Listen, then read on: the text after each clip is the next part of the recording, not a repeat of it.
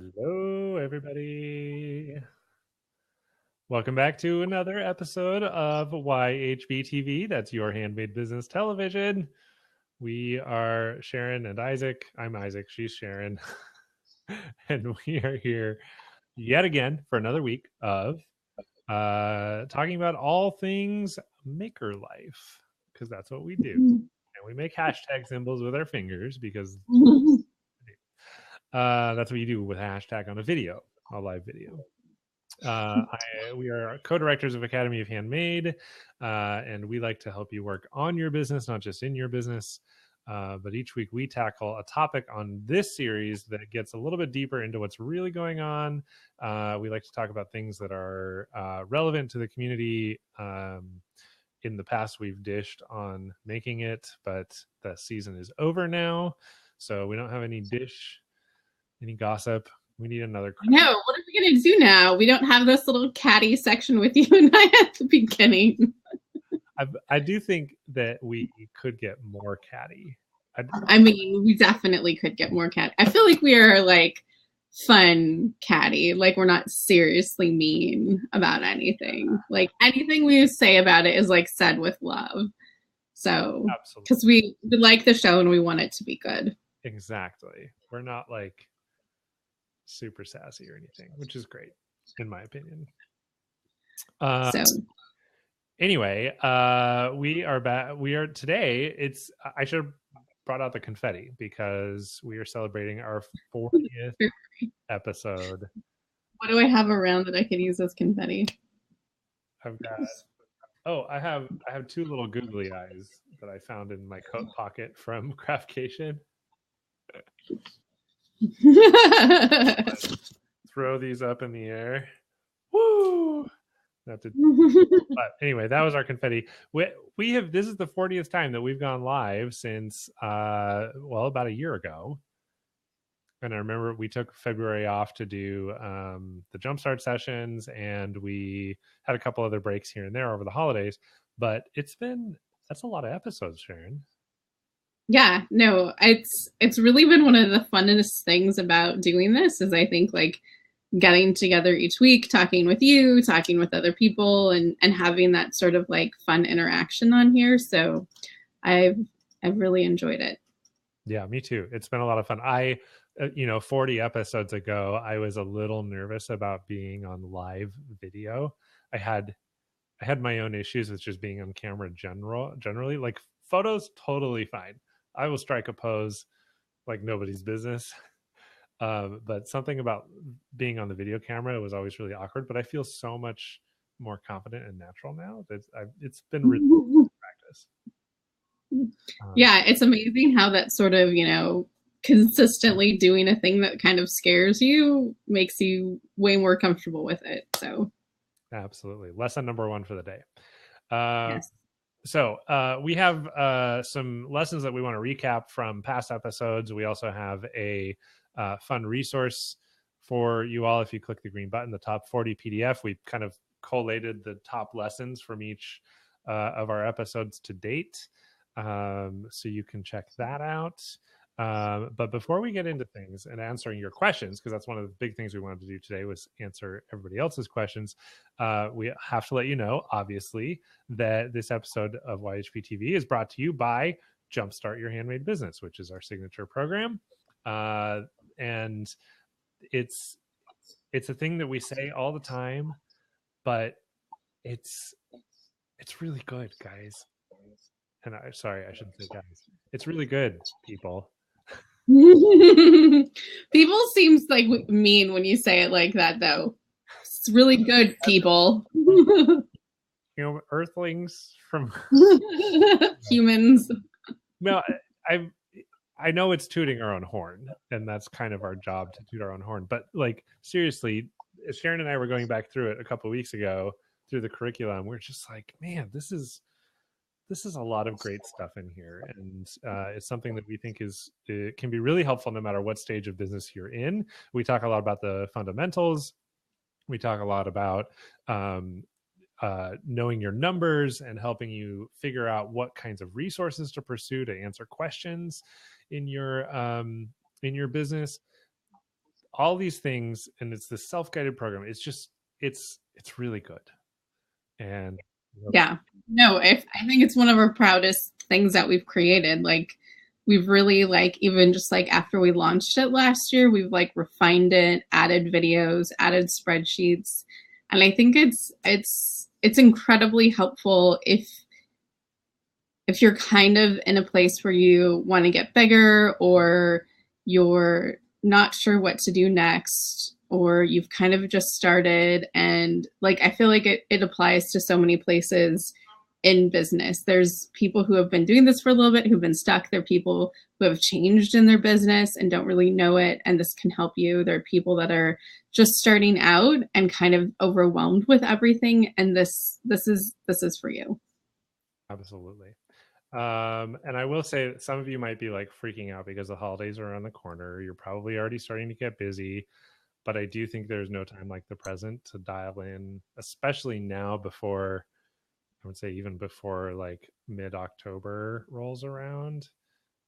This is a great time to dial in some things and make sure that you're setting yourself up for success for the season. It's Definitely really help with that.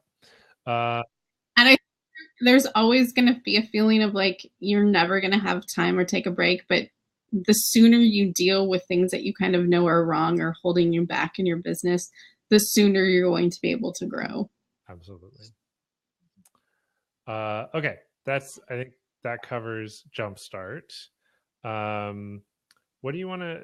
We got a few questions on our Facebook group. We haven't seen any questions pop in here. So first of all, this is an Ask Us Anything session first and foremost. So if anything's on the top of your mind about your business, about your life, about, I don't know, us, about whatever, if you have a question about the meaning of life, we can help with that too. We're both certified life meaningfulness people. No, we're not. But we have opinions and we like to share them in a nice, positive, not too. We are self-certified, Isaac. Through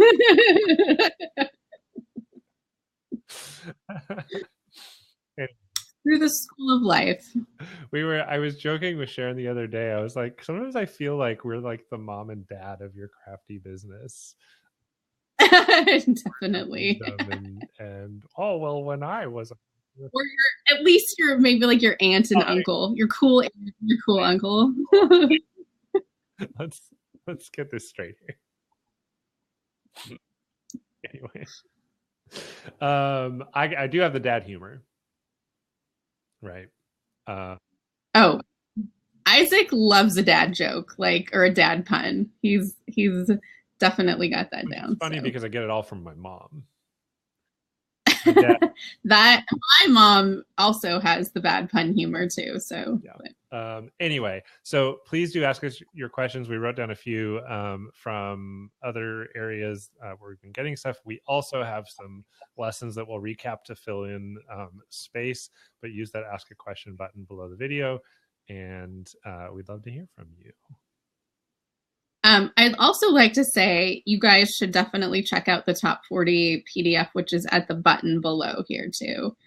If you guys are interested in seeing all of kind of the highlighted tips and pieces from the last few episodes and stuff. It also kind of works as a good like episode guide, so that if you ever want to go back and like explore a topic more or wonder what it was about, or like, oh, that was on I remember this on a certain episode, you can kind of like look back in there and see where everything came from. So are we diving into episodes, or are we diving into the questions that we got? I'm going to leave that up to you. Oh, I was going to mention before we do that though, if any of you listen to the Your Handmade Business podcast, you will notice that lately we've been rebroadcasting old YHB TV episodes as kind of like a recap thing. And so that's, if you see any anything in the PDF that stands out and you don't necessarily want to go back and hunt down the video, you might be able to find a podcast episode with the same content. Just know that the episode numbers would be different. Yeah, definitely go to the podcast webpage, which I will put in, and you can search for the episode that way. So yes. I guess let's look back on some of our past episodes and give a few pointers and things that came up from them. So let me pull that up too while we're doing this.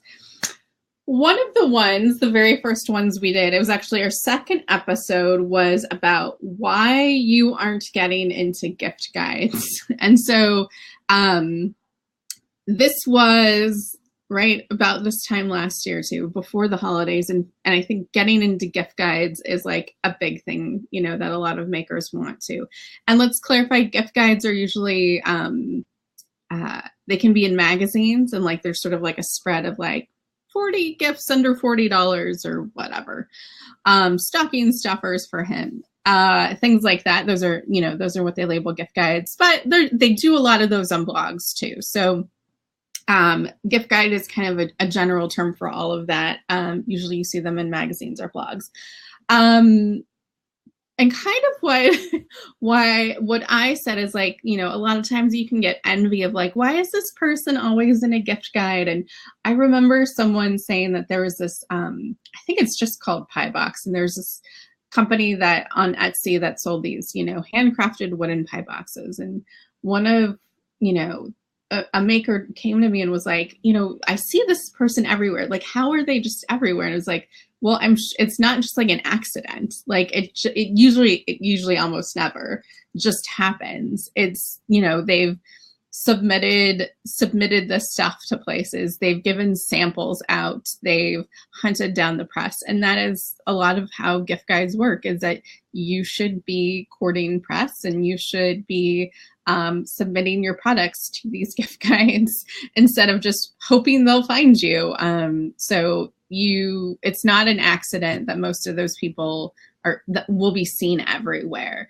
I worked with a maker recently who does candles, and one of her competitors was kind of like did something similar, not exactly. And these person candles were like everywhere, and they were like kind of everywhere for a specific time. And it's because they are a startup and had all of this venture capital in the beginning, and just sort of like, as soon as they launched, dumped it into ads everywhere, all of this stuff. So it's usually a coordinated effort for getting into those types of things. So it's you actually have to prepare for that, make it happen, have great photos, actively pitch to them, and follow up. So absolutely. I think gift guides, like any kind of PR or press outreach that you're doing, takes work. And you're going to get a lot of rejections because that's just how it goes. And you got to just persist and keep going. Do your homework and make sure you're looking at the right places and finding, you know, giving them something new and interesting to look at that actually fits with what they're doing. Yeah, for sure. Okay, so another episode that we did about a year ago, was one of our first ones, was all about craft show burnout. Episode 4, if you want to go back in time and recap that. I think it was back in October, and I think it's also relevant right now because the craft show season is upon us, folks. I like folks, I guess, too.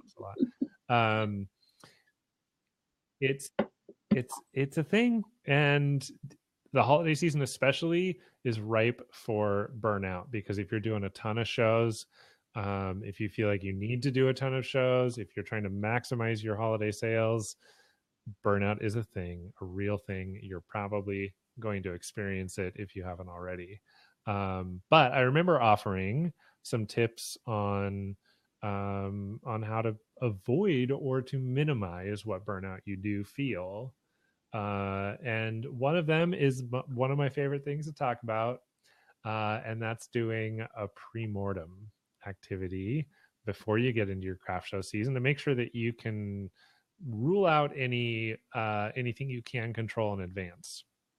We talk about the pre-mortem in our holiday game plan. We talk about the pre-mortem. There was another day? It wasn't Jumpstart. It was the pre-mortem came up in something else. I can't remember what it was, but I like it a lot. I use it in the event world, but it's a great way to kind of put yourself in the craft show before you actually get to it and think through what could go wrong, what do I have control over, and what can I do to prevent that from happening up front instead of just reacting all the time. Yeah. Yeah, no, for sure. I think craft shows too, it's easy to get FOMO with them and see other people doing them and feel like we have to do the ones that they did too, or get left out. And obviously just that mentality alone, I think, can contribute to burnout with them. But I also think always sort of chasing them too is not helpful. That like really be strategic about them, try to curb the FOMO, and do really understand your physical limits and, you know, all of that, and decide, okay, these are the ones I'm going to do, because I feel like it's always easy to feel like you're missing out on some amount of money, where at some point you just sort of have to realize that like it might just be better for you to be in your studio working, or, you know, making sales on Etsy or something, and, you know, recuperating instead of just burning yourself out. There's such a physical part of this business. So yeah. Absolutely. And I think it's, Uh, I was going to say, it's a lot about taking care of yourself, making sure you're paying attention to your body, and finding people to help, asking for help when you need it, instead of feeling like you are the only one there is and you just have to do everything, and there's nothing else, there's no other possibility when there is. Yeah. There are totally. people to help. So episode 13 was taking your business seriously. And this also had a lot to do with Jumpstart and kind of understanding what that looks like too. And for us, one of the things that we think of is a signal of taking your business more seriously is that it's more than just making products. It means you're making a business. And so you don't identify as a candle maker, you identify, you know, as a candle business. That there's something that you can understand, that the making part of it is just this one aspect of it. And if you don't like those other aspects, then think about how maybe it's just a hobby, or a small jobby where you're just kind of making some money off of it, but you're not pursuing it to scale it and or make it sustainable. So that's one of the things that we like to talk about in Jumpstart, and sort of, came out in episode 13, which I think was in December-ish or January last year. It's probably in January. I think that was February. Yeah, something like that. Yeah, taking yourself seriously it's really important, especially if you start out with your making as a hobby. It's really easy to get caught in hobby mode where you're just like, oh, well, I just do it and I just sell it. Well, it's also easy to get caught up in that too, when you're not as good at some point, like when you start out not as great, and you rightfully at some level don't see it as serious. But once you get to a certain point where you can respect what you have accomplished and how far along you've come in being professional and good at what you do, I think that's also helpful too. Yeah, I agree. Let's see. So a little more recently, these are starting to feel a little more recent. Episode 21 was all about the customer isn't always right. And maybe this feels more recent to me because it was a recent podcast episode. But we, in our experience with customers, I do a lot of customer support for my husband's app, and customer service is a thing that is part of me. And so I have lots of thoughts on this, but we talked about a lot of the ways that customers may not be right. and in particular, some of the ways that you can help combat that, and what's the word I'm looking for? Offer good customer service without giving the world over to them, I guess I would say. And also just even sometimes understanding when they are just flat out wrong. And sort of what to do about that, because sometimes you should just really ignore them, and then sometimes you should just make them go away. Right? Like there's different strategies for how you handle all of that. So this last June, we did a Christmas in July series. I get that you would do Christmas in July, but we did it in June so that you could prepare for Christmas in July, which is usually when I think most makers are start preparing for the holidays. It's in July, and they start thinking about it, even if they haven't started dedicating a lot of time to it. They're at least sort of like being like, oh yeah, that's right around the corner. So we talked about that in June and what you could sort of do for July. And in episode 28, we talked about wholesale and what you could start doing preparing for wholesale. Buyers in the summer are often looking for their holiday stuff and to buy and fill that up. So start looking what's trending, where your products fit within all of that. What is new and different that can set you apart, to let buyers know about, that's updated for the new year. Yeah. Mm-hmm. And I would say a shout out to Kylie from Period 6 Studio for kind of inspiring that series, because she was on YHB TV with me. I think you were off on your road trip to Texas, and we had a great chat about her retail shop and how it grown over the years, and that was where I was kind of like, I think maybe there's something here. We can talk more about this Christmas in July thing, because she was shopping in June for holidays. Yep. What else? I'm scrolling through to find the other ones. Was that it that we wanted to cover? Well, we had Christmas in July. Oh yeah. Media strategy. Yeah. 29 media strategy. I went right past it. So in this one, I remember Sharon talking a lot about prepping in advance for the kinds of media that you want to reach out to, figuring out what kinds of magazines and Instagram accounts and whatnot your customers are looking at, so you can dig up their editorial calendars and start doing some outreach and developing those relationships. Because it's always good to get in a little early and start those conversations. Yep. And looking, what else stood out for you from that one?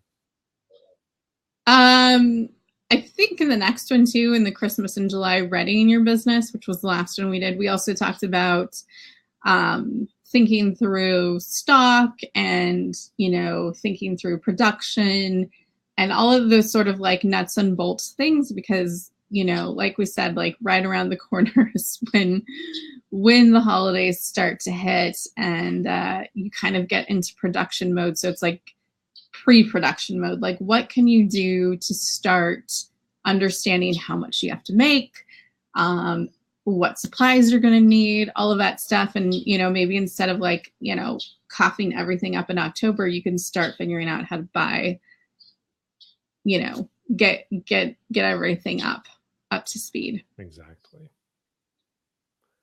Okay, so I think that covers our recap of some of our favorite episodes. Do you want to answer questions? Do we have any questions in here?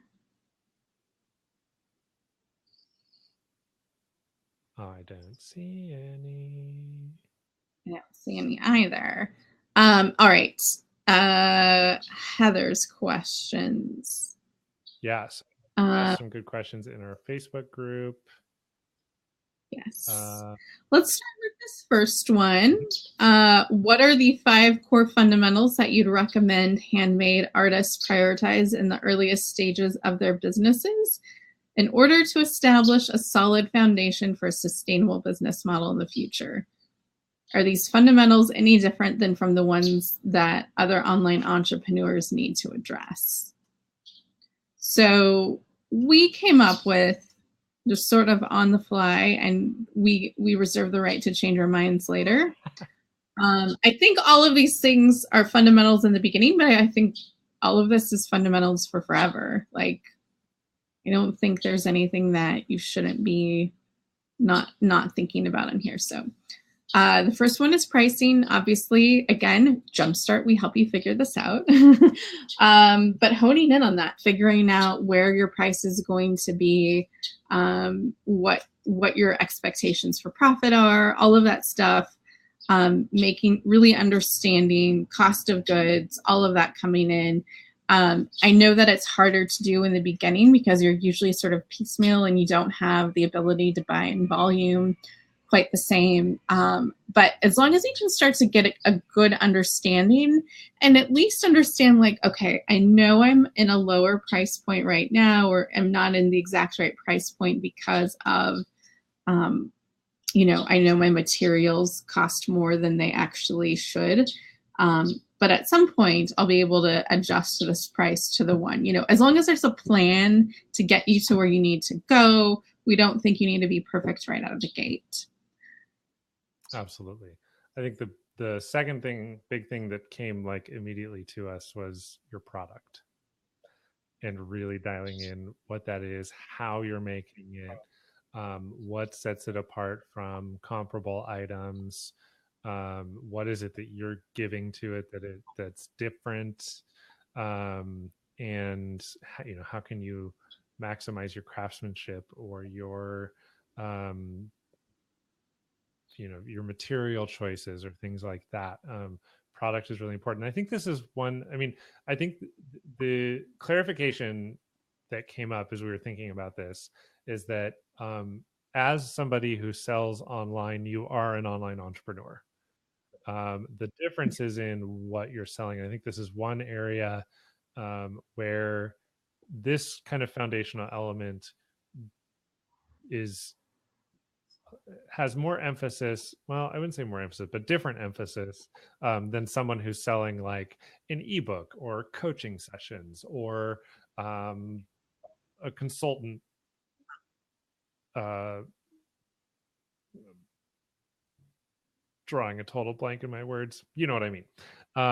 So physical products take a lot more to develop than something that's purely digital or that's person based, it's service based. That's so that for makers in particular, we want you to focus on that product and really refining that and making sure it's the best it can be, because that will help convey value. It'll help you identify who your target customer is. That'll help you hone in on your production process. All that kind of stuff is really, really important to setting up those foundations from the get-go. Yeah. The other one's also kind of obvious is like marketing and social media. Again, I think there's a feeling of like, I need to be perfect on this right out of the gate and I need to have, everything up, and you really don't. You should at least think about squatting and, get those handles for your business on Twitter, on Facebook, even if you're not going to use them right away. But, you need to at least start building that audience, start understanding how all of that fits together with sales, because that becomes the thing, is that, eventually you're going to need this audience to drive sales of your product, whereas usually a lot of times in the beginning, you're relying on Etsy to drive the sales, and that is not usually sustainable. That really usually isn't sustainable. That isn't sustainable. So absolutely. And I think that learning how marketing works and how social media affects your business, it helps you identify, like learning those principles can help you identify your target audience. And I think that kind of goes part and parcel with it, because the better you can understand your audience, the better you can sell to them. Okay, the fourth out of 5 for us was placement. Really, especially as you start out thinking about where you are going to sell, and in particular, how that impacts your cost and your expenses.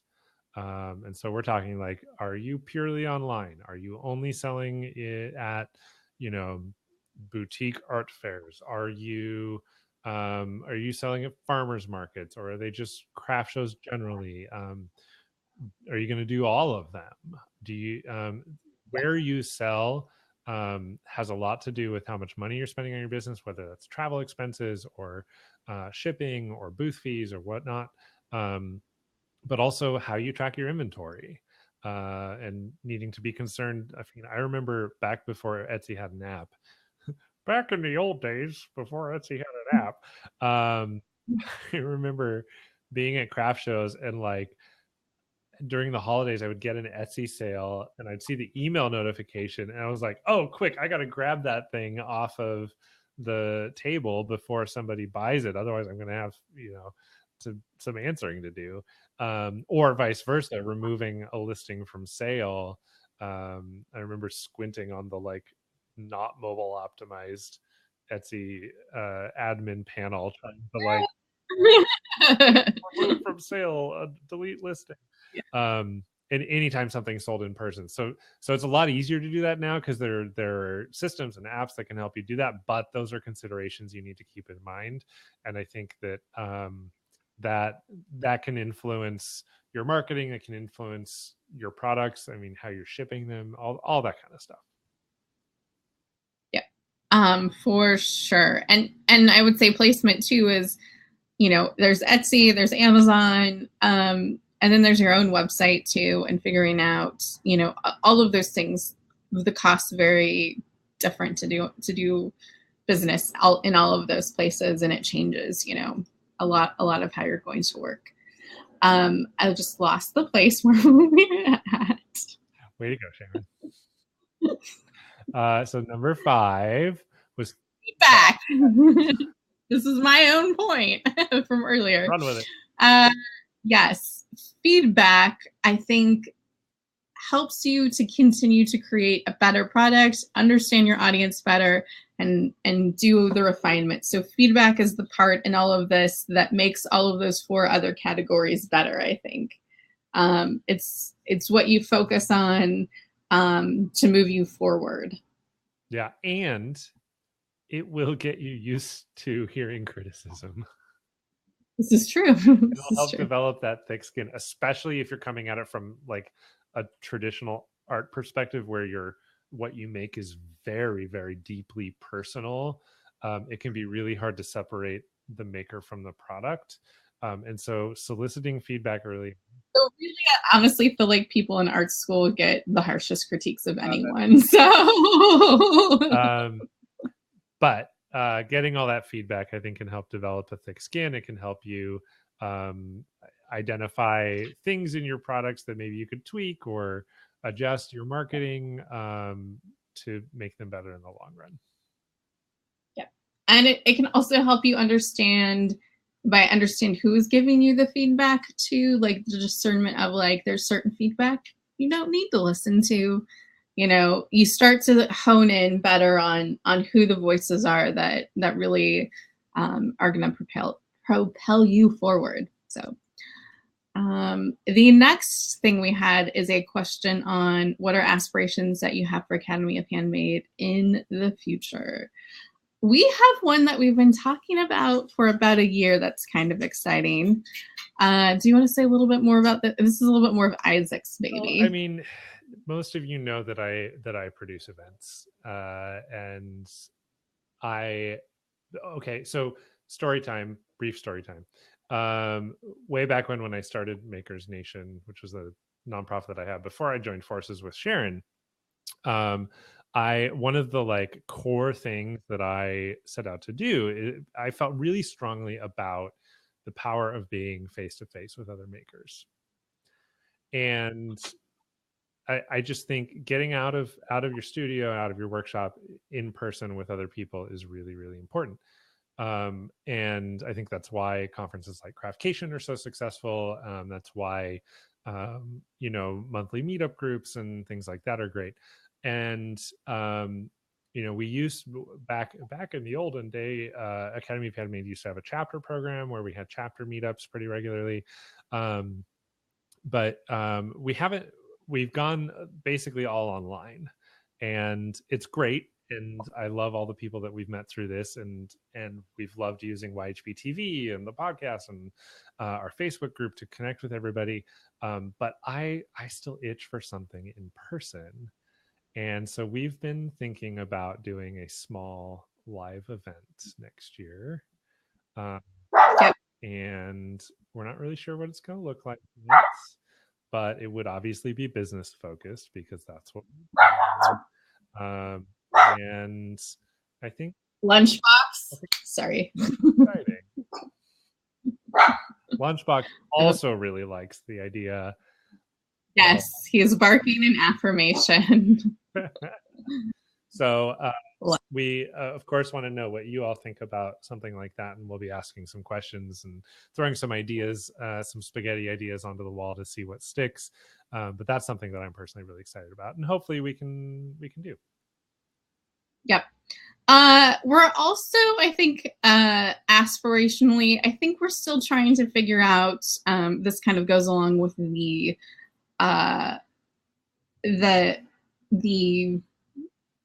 retreat concept. We're kind of, starting to figure out, honing in more on the sustainability of our programs and figuring out what exactly is right for our audience. And it definitely feels like there's been a shift and change just in handmade in general, probably in the last few years. And then we obviously changed our business model to go away from that chapter membership model for a lot of reasons, that it just kind of wasn't working for us.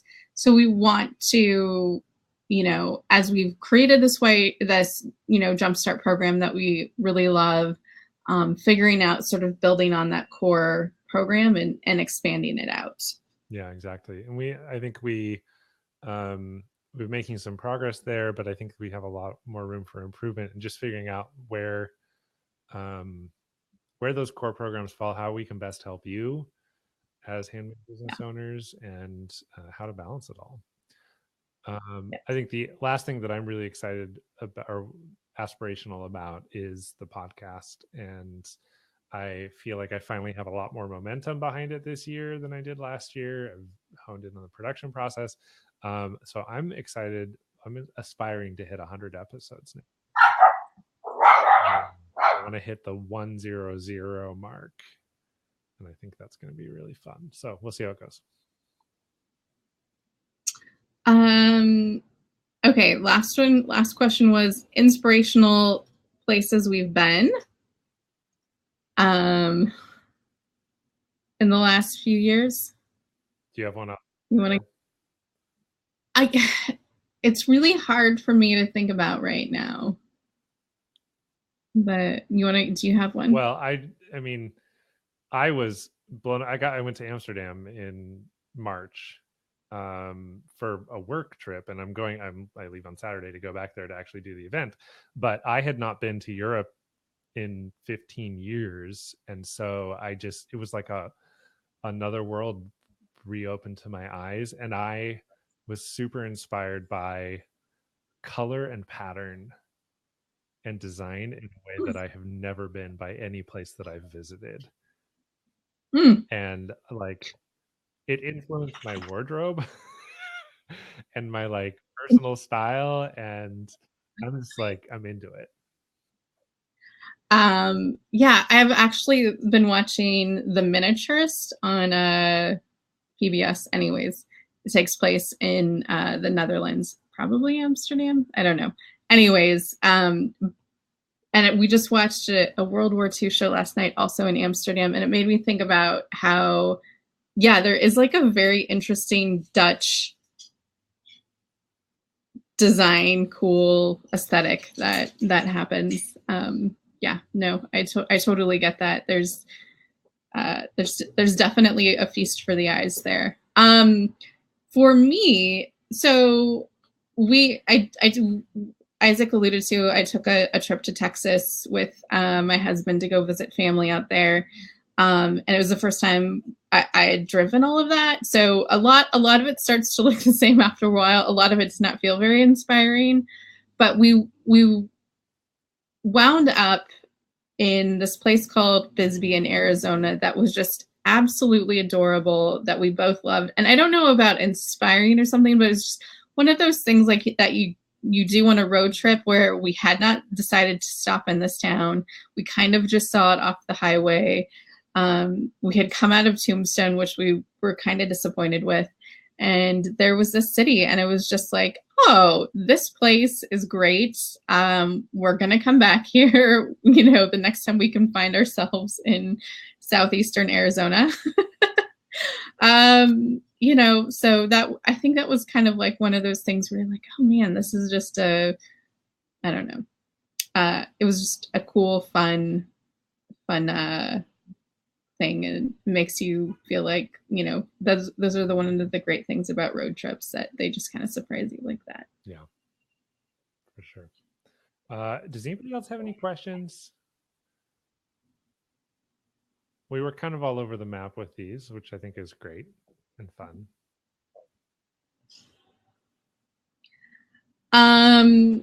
Yeah, so 40 episodes of YHB TV. We're pretty excited about it. We are definitely grateful that we have it to share with you all. And that, having these sort of like weekly meetups basically is kind of what it feels like for us. And that, none of this would happen without this community. And we very much appreciate it. So I think I feel very proud of what we've done. This has been a lot of fun. And I guess I would just end by saying the holidays are around. You've got this. This. We're here for you. We've got our Facebook group. We have the Jumpstart program if you want to dive into that. But you can always email us. You can always throw up questions in YHB TV. Listen to the podcast while you're making whatever it is that you need to do. Or you know what? Do none of it and just focus on making, like, do what this. I think this is the thing, is like, I've always felt like deep down inside, what's best for you and what you need in your business right now. So it's a matter of figuring that out and then pursuing that, regardless of what everybody else is telling you. For sure. 100%. Definitely.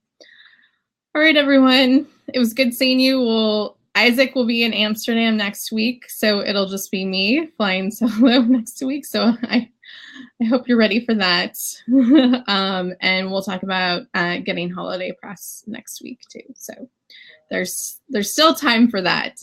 Don't worry that it's past you yet. All right. Bye, everyone.